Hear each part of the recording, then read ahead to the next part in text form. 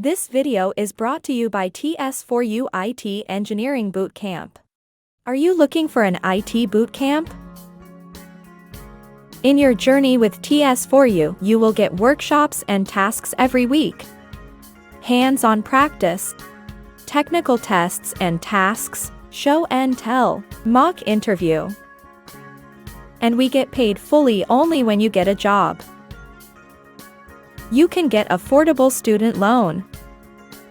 Become eligible for free tuition.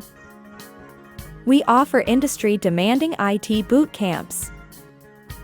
Join now and start your IT engineering journey today with TS4U.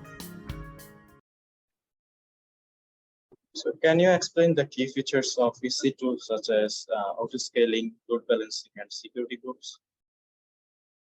Yeah, so we actually use EC2 with these purposes. So we have some of the environments in our company that uses the bare metal solutions for some of the internal applications. So those actually don't have so many users. So those are pretty much running on their own. So we have specific instances for our caching servers. We have specific instances for our sandbox databases and some for our sandbox applications that can be staging or dev servers.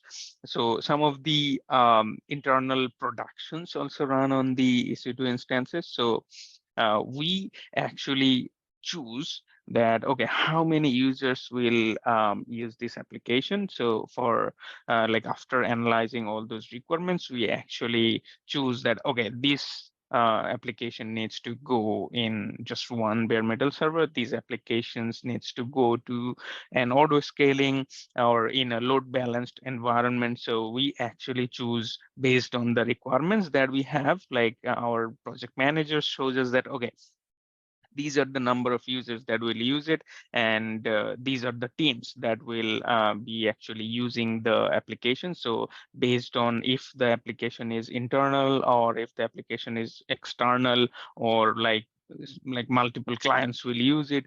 So based on that, we actually use the bare metal servers or the auto scaled version.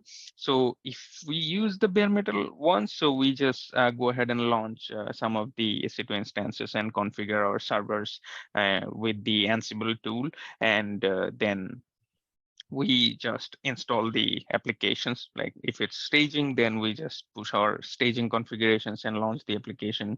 And if it's production, we actually configure the application with production mode. So that's the bare metal part. And with the EC2 instances, we also have the auto scaling configured for some of our applications.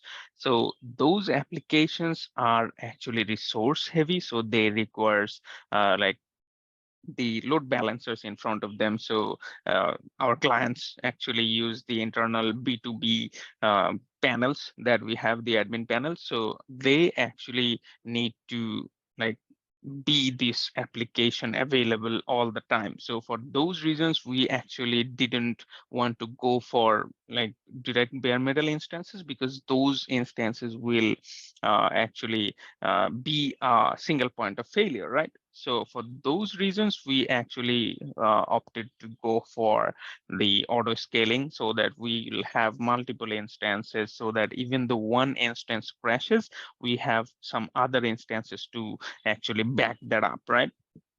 So since there are multiple instances, so we cannot give our users multiple IP addresses, right? So for those reasons, we actually have the load balancer in front of the auto scaling group setup.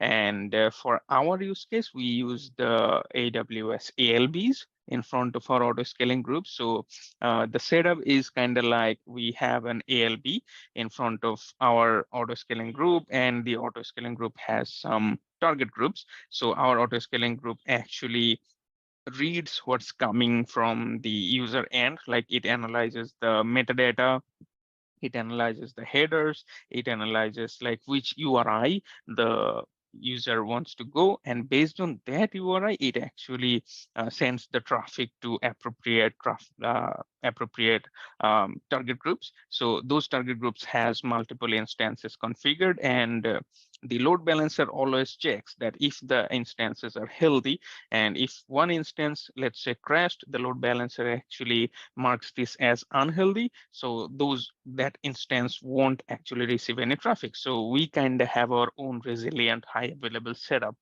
with the EC2 instances in AWS, so that our B2B clients can use them without any downtime, basically. So this is how we actually use the EC2s and auto scaling groups and target groups, and specifically the load balancer to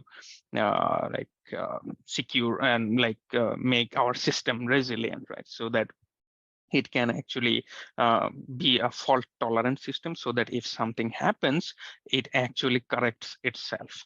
Okay, so this is how we have set up our system.